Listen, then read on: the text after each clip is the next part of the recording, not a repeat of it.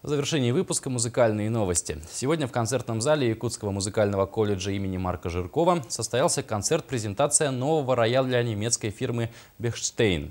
Концерт открыла юная 4-летняя пианистка Аида Филиппова, победительница номинации «Открытие первого года проекта «Музыка для всех». Подробности далее. Концертный зал Якутского музыкального колледжа имени Марка Жиркова помнит выдающихся исполнителей современности – Важу Чачава, Елену Образцову, Ларису Гергиеву и многих других. Они давали концерты, мастер-классы, проводили лекции. Возможно, и поэтому вопрос о приобретении качественного музыкального инструмента стоял давно. И вот сегодня состоялась презентация рояля немецкой фирмы «Бехштейн». По инициативе нашего президента Николая Ефимовича в 2013 году в августе месяце был проведен конгресс международный. Конгресс принял концепцию программы «Музыка для всех». И эта программа сейчас работает вовсю в масштабе всей нашей республики. Концерт открылся минуэтом Баха в исполнении 4-летней пианистки Аиды Филипповой. Аида – победительница номинации «Открытие первого года проекта «Музыка для всех».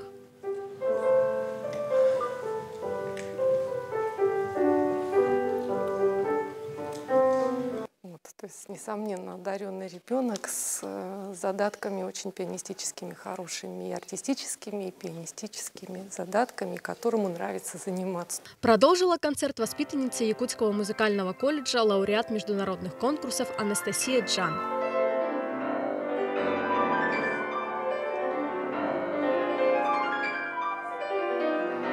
Волшебный рояль, просто певучий, на нем очень легко играть и приятно. В исполнении преподавателей Якутского музыкального колледжа прозвучала музыка Равеля, Скрябина, Хачатуряна, а также произведения якутских композиторов.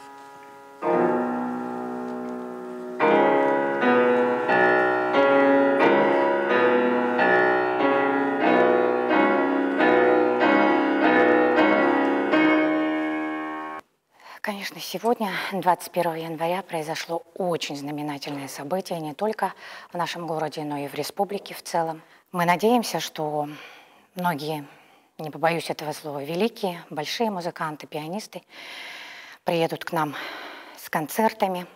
Безусловно, приобретение фирменного инструмента расширяет концертные возможности зала, все больше привлекает выдающихся музыкантов не только Якутии, но и России. Диана Худаева, Светлана Кан, Александр Жуков, НВК «Саха».